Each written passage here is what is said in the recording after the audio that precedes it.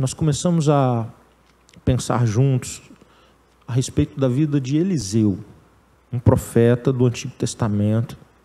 E nós vimos na semana passada o início do ministério de Eliseu. Hoje nós vamos caminhar um pouquinho mais na vida de Eliseu, compartilhando com os irmãos uma passagem bem interessante, forte, que fala sobre purificação. Esse texto que está projetado, segundo Reis 2, de 19 a 22, e esse texto diz assim: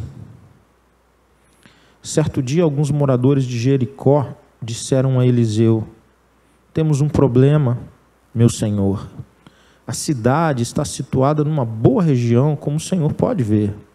Contudo, a água não é boa e a terra é improdutiva.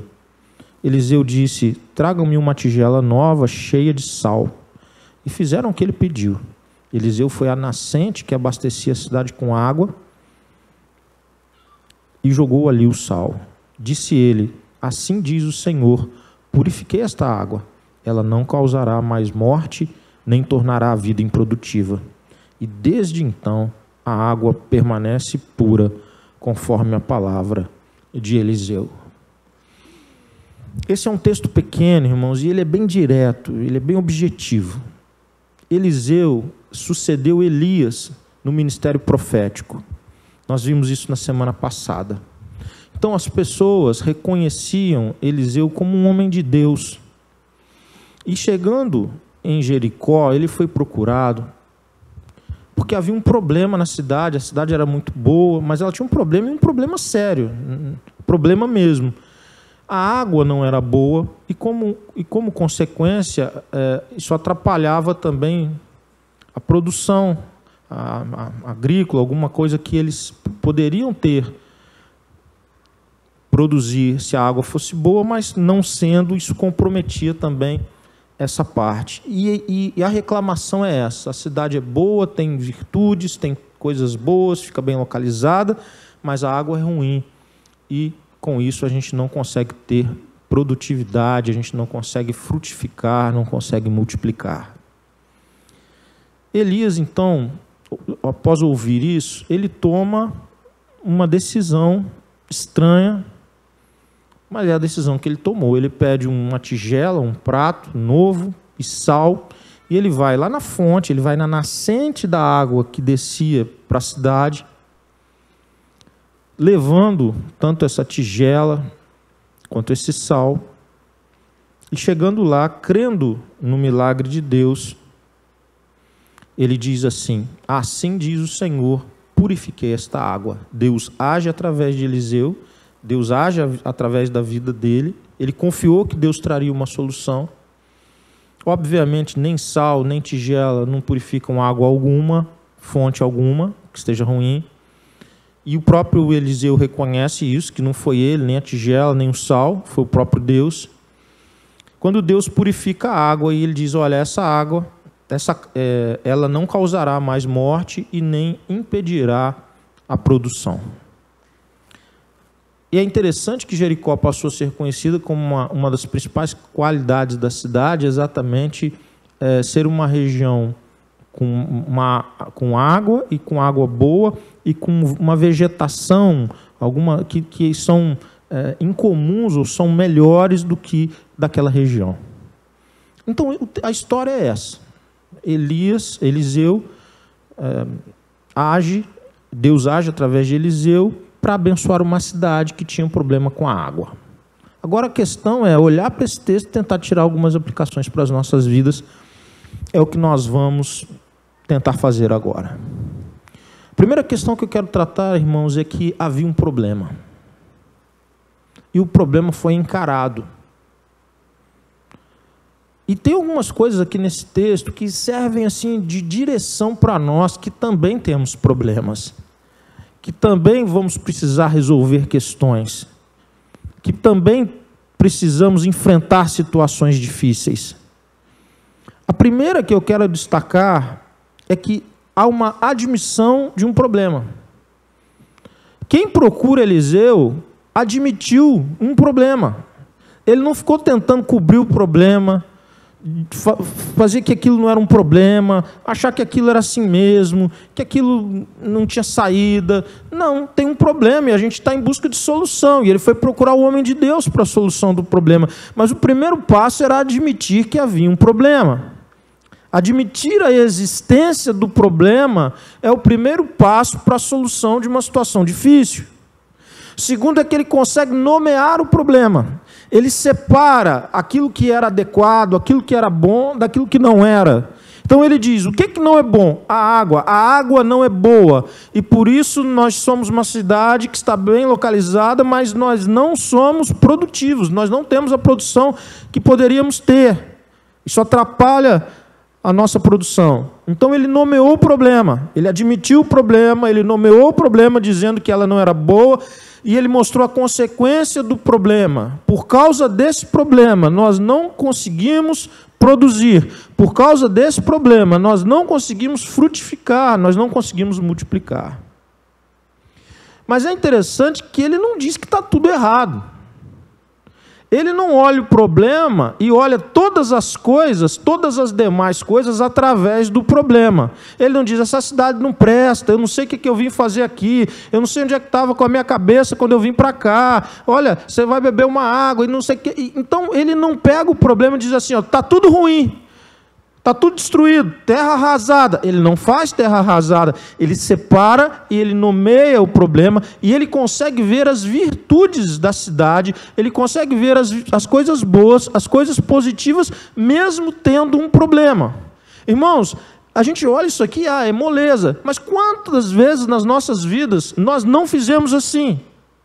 Quantas vezes nas nossas vidas nós não enfrentamos um problema, em primeiro lugar, porque nós não conseguimos nomear qual é o problema que está estabelecido? Qual é o problema? Do que se trata? Qual é a questão? Segundo, quantas vezes nós transformamos o todo, temos uma visão que compromete o todo por causa de uma parte. Ou seja, está tudo ruim, nada presta, nada está bom, não tem jeito. Por causa de algo, no meio daquele todo, existem uma coisa ou algumas coisas que, na verdade, interferem, mas existem coisas boas, positivas, e nós não conseguimos reconhecê-las no momento da dificuldade. Há uma outra questão que me parece que os ajudou na solução do problema, é que eles procuram a pessoa certa. Eles procuram a pessoa certa para compartilhar o problema. Eles procuram Eliseu. Eliseu é um homem de Deus, é um homem que tem experiência com Deus, é um homem de fé, é um homem que Deus usou muito Eliseu, como também Elias e tantos outros profetas, para abençoar, para confrontar.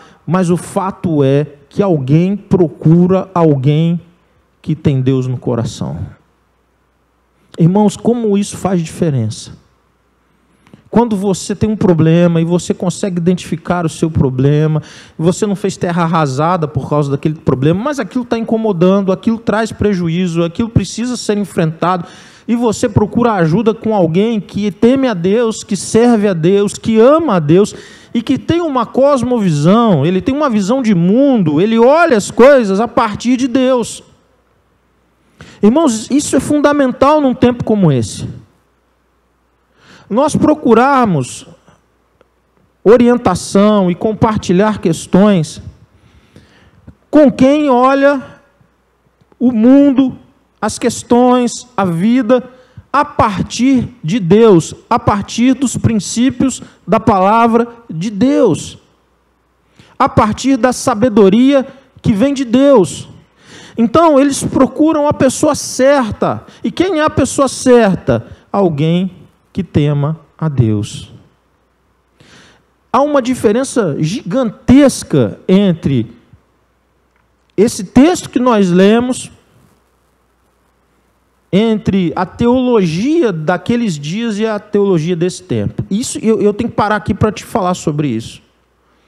Porque por causa de textos como esse, algumas pessoas olham líderes, especialmente pastores, como os ungidões do pedaço,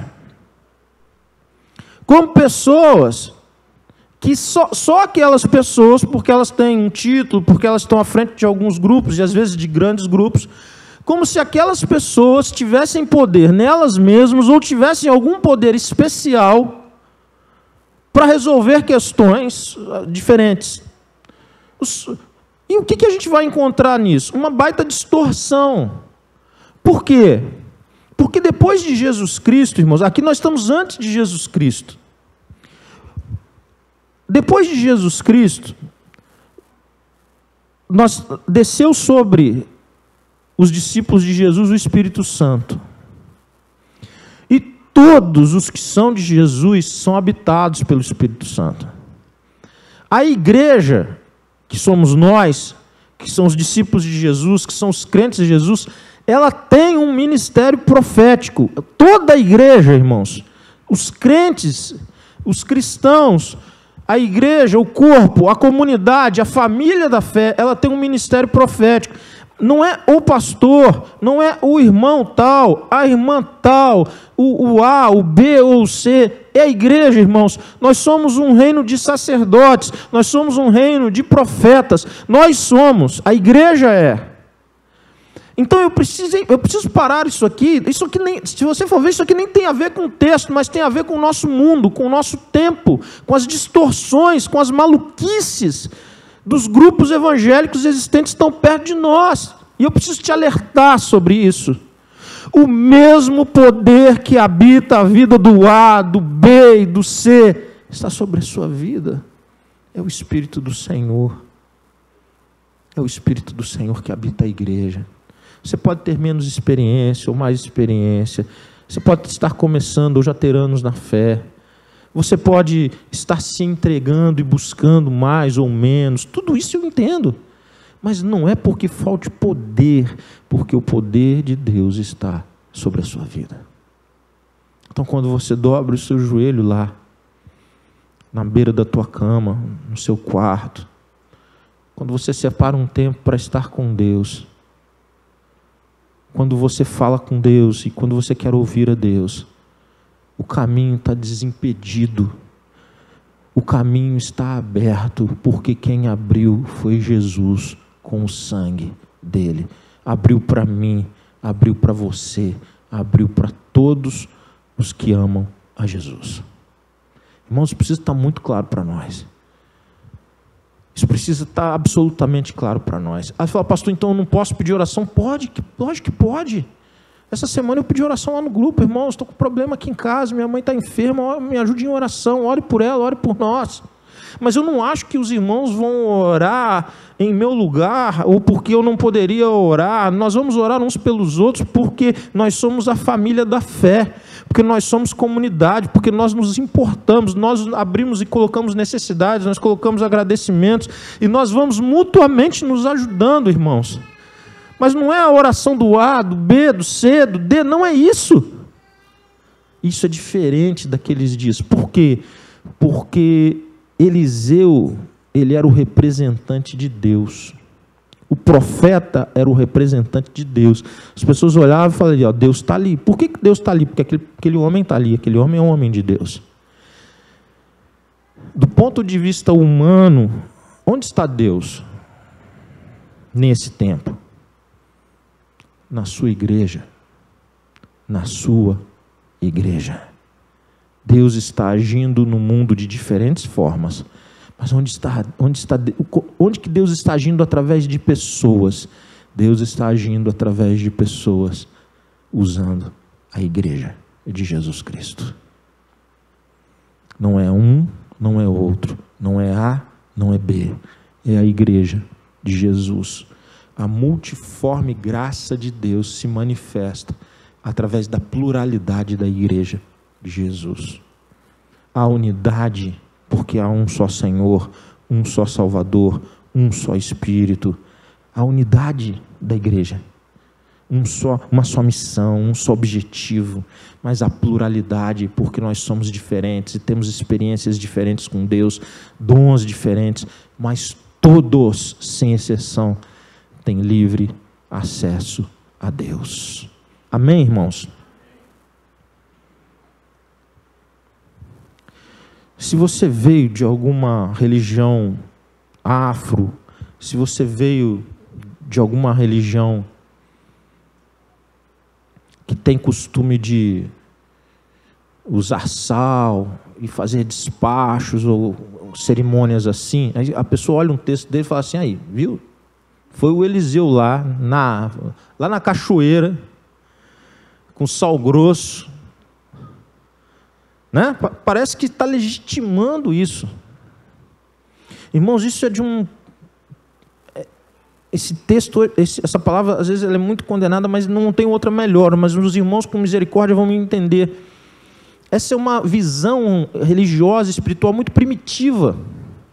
Porque o sal é ótimo, irmãos. O sal é maravilhoso, o sal tempera, o sal conserva o alimento. Se você é do Nordeste, se aquela carne salgada maravilhosa, né, Gadelha? Aquilo é maravilhoso, irmãos. Aquela carne de sol, aquela carne salgada, o charque, em alguns lugares chamam, enfim, porque aquela carne ela foi conservada no sal. O sal era usado como um dos ingredientes de muitos remédios, e até hoje. Então, mas que o sal purifique uma fonte de água, não dá para pensar isso, irmãos, não dá para acreditar isso. Se ele temperou sua comida, dá para acreditar. Se ele conservou um tempo sua carne, dá para acreditar. Se ele é um dos ingredientes de um remédio que você está tomando, dá para acreditar. Então dá para acreditar em algumas coisas, mas que uma tigela, um prato e um sal vão purificar uma nascente ruim, uma nascente amarga, uma nascente de águas amargas, não dá para acreditar. Não é possível, ele não tem esse poder.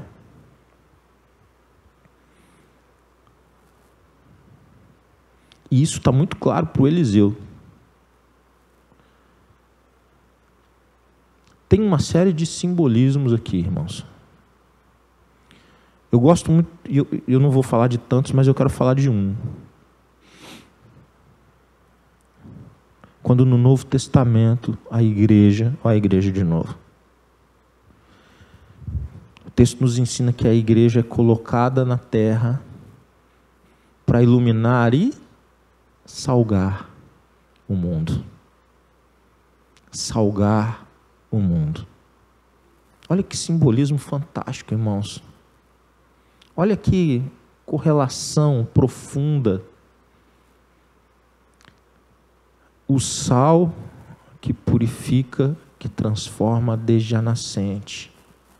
O poder de Deus através daquilo que não tem poder em si mesmo, o sal. O poder de Deus através da minha vida e da sua vida, que nada podemos, tanto quanto aquele sal nada podia. A separação de algo para Deus, a ideia de consagração. Ele preste atenção que ele não fala de um prato ou de uma tigela, algumas versões falam prato, tigela, a vasilha. Ele falou, pega uma vasilha lá na sua casa, que é a panela velha que você tem lá e tal. Não, ele fala de um prato novo. Qual o simbolismo aqui, irmãos? É de que é separado para a glória de Deus.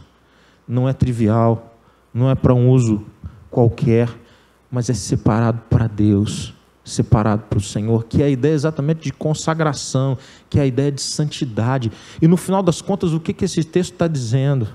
Está dizendo que há um que tem poder para transformar desde a fonte aquilo que é amargo, aquilo que impede a multiplicação, que impede a produção, que impede que se cumpra um propósito, que está impedindo a bênção para toda uma comunidade, mas o poder de Deus irá transformar.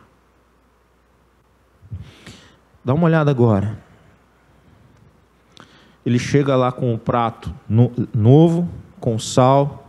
O texto diz assim, ele foi a nascente que abastecia a cidade com água e jogou ali o sal e disse ele assim, olha o que o Eliseu disse, assim diz o Senhor, purifiquei esta água.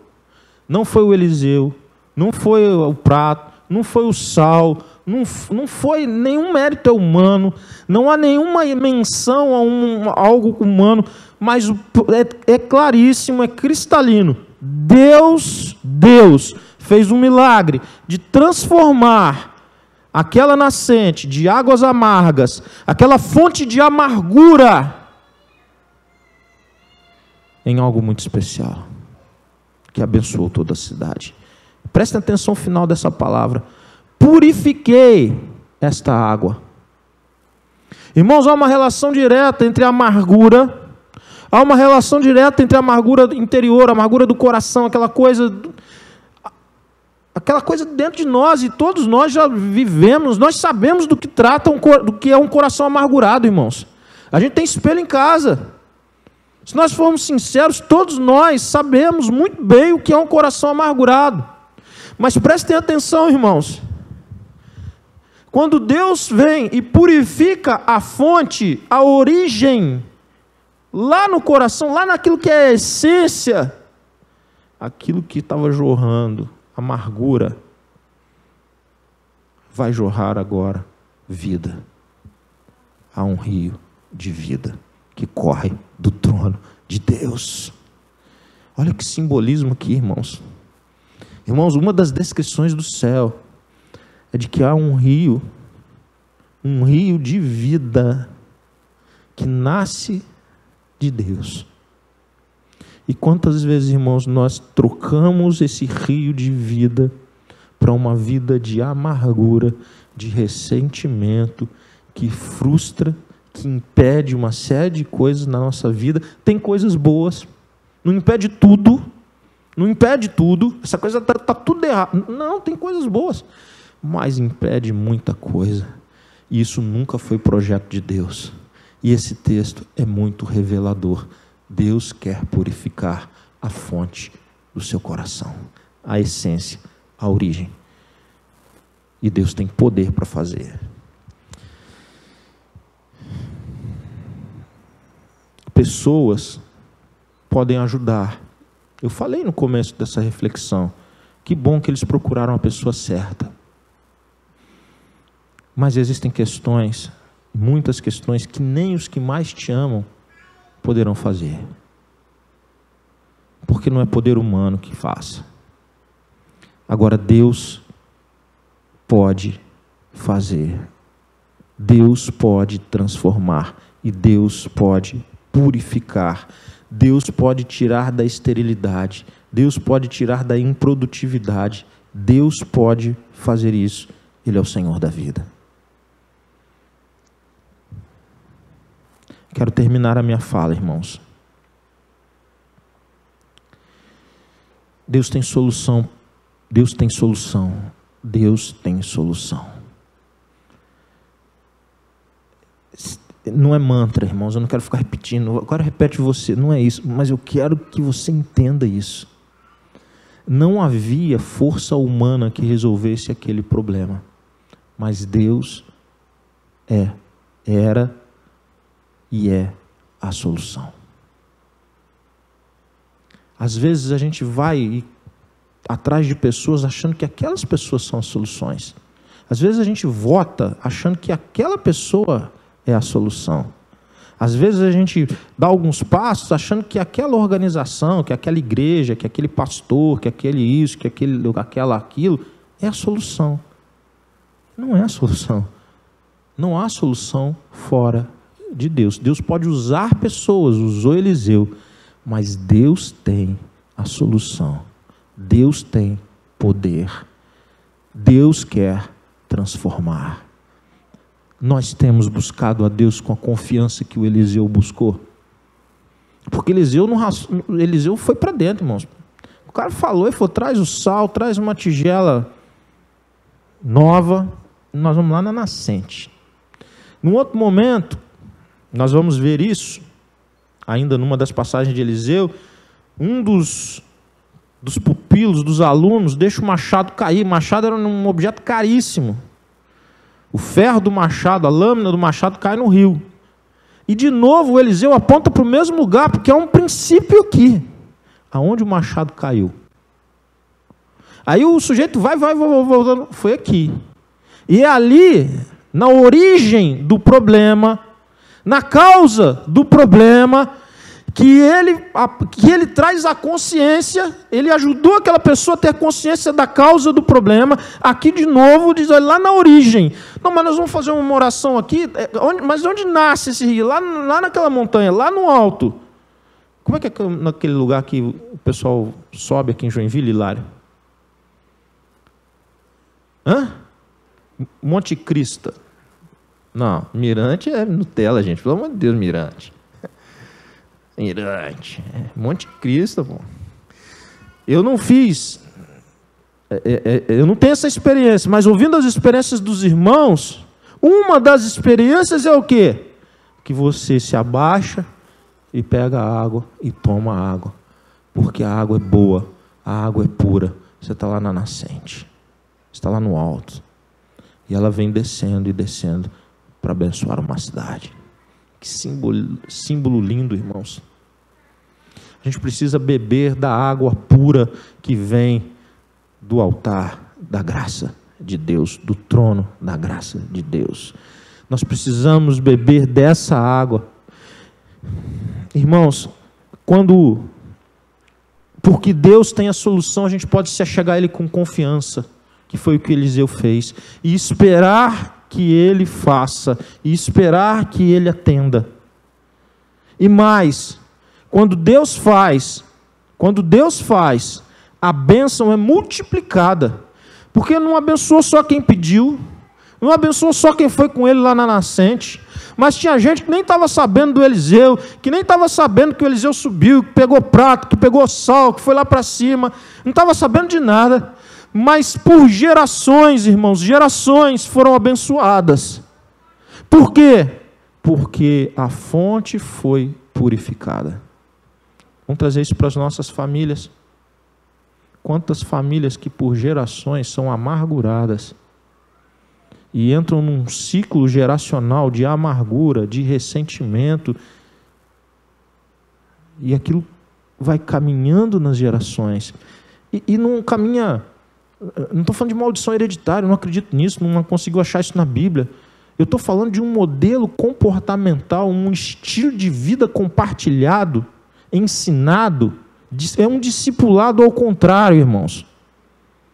É um discipulado diabólico, em que as pessoas aprendem modelos de relacionamento e levam aquilo para as suas vidas e reproduzem no casamento, reproduzem na criação dos filhos, no modo que trata a mulher, que trata o esposo, que trata o filho, que trata o irmão, e assim, e aquilo vai. É um modelo repleto de amargura, repleto de ressentimento, mas Deus pode mudar, Deus pode transformar, Deus pode purificar.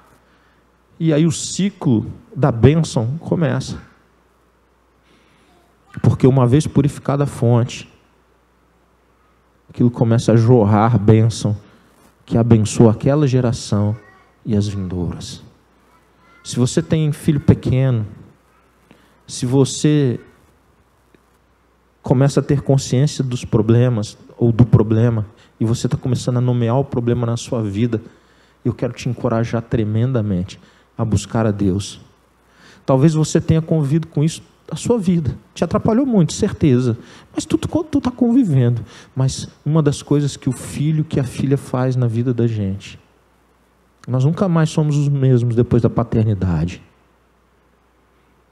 É que tem coisas que a gente infelizmente aprendeu a conviver, mas a gente não quer ver na vida dos nossos filhos de jeito nenhum. Está em tempo de corrigir. Deus quer corrigir, Deus quer tratar, Deus quer cancelar esse ciclo de amargura para jorrar vida para você e para sua descendência. Amém, irmãos? Quero encerrar, e agora de verdade. Não importa o histórico anterior. Olha, mas daqui é muito bom, mas desde sempre teve esse problema. Isso não importa para Deus. Porque quando Deus intervém, quando Deus faz, nada impedirá o seu agir e o seu poder. Hoje eu quero te convidar a buscar esse Deus, o Deus de Eliseu, o Deus purificador, o Deus que tira o amargo, tira a amargura, tira a esterilidade, a improdutividade, e o faz desde a nascente, desde a fonte. As águas de Jericó, elas ficaram sãs, as águas de Jericó ficaram curadas, elas são potáveis, elas estavam prontas para abençoar homens, animais, plantas, por gerações. Deus quer cancelar essa história de amargura dentro do seu coração. Cancelar. Deus quer cancelar esse histórico familiar, desses modelos mentais que você adquiriu na tua formação. São falsos mestres, a Bíblia chama de falsos mestres, gente que influenciou a nossa vida, não com os princípios de Deus, e às vezes fez de bom coração, porque também se erra de bom coração, fez com um bom pensamento, na cabeça dele aquilo era bom, né? Mas não era, porque fugia do princípio de Deus, mas ficou em você, está sendo reproduzido no teu casamento, está sendo reproduzido no relacionamento com os teus filhos, mas é amargo. É amargo, não é frutífero, é infrutífero, é seco, é seco. Tinha água, irmãos, aqui não tinha água, corria água, mas ela era amarga. O Senhor tem poder para mudar.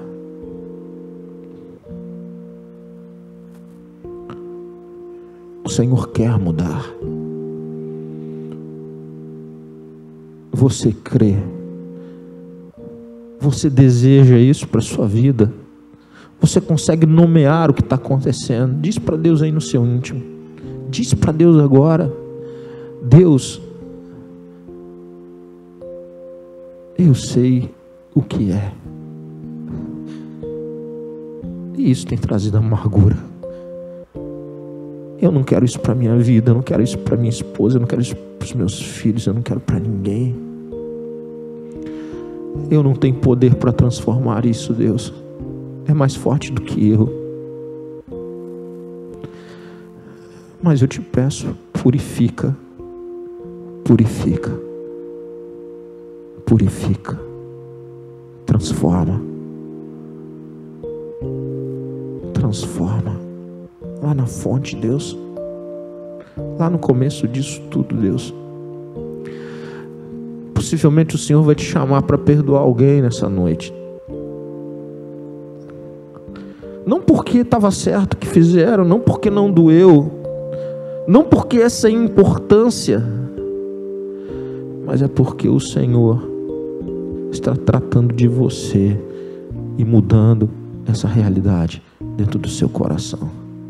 O Senhor está te chamando para perdoar alguém agora. Perdoe no nome de Jesus. Senhor Deus e Pai, muito obrigado pela Tua palavra. Uma palavra que nos traz esperança, Deus, de que áreas das nossas vidas, de que relacionamentos das nossas vidas que estão amargurados, áreas do nosso coração que estão em amargura, relacionamentos marcados pela sequidão e pela amargura, relacionamentos que estão se tornando cada vez mais infrutíferos, Deus. O Senhor quer e vai transformar. E eu quero te agradecer por essa palavra, porque ela é santa, ela é bendita, ela é bem-vinda, ela é oportuna, ela é para a minha vida, ela é para a vida dos meus irmãos. E com certeza, Deus, o Senhor está tratando de coisas bem particulares através do Teu Espírito. Confirma essas vidas agora, Pai. Vidas que estão entendendo, Deus, que é chegado o dia da purificação. Esse é o momento da purificação. não porque está numa igreja, não porque tem um homem pregando, mas é porque o Senhor está tratando. Confirma essa vida, cura essa vida, purifica para a glória do teu nome, em nome de Jesus. Amém. E glórias ao nosso Deus. Bendito seja o Senhor.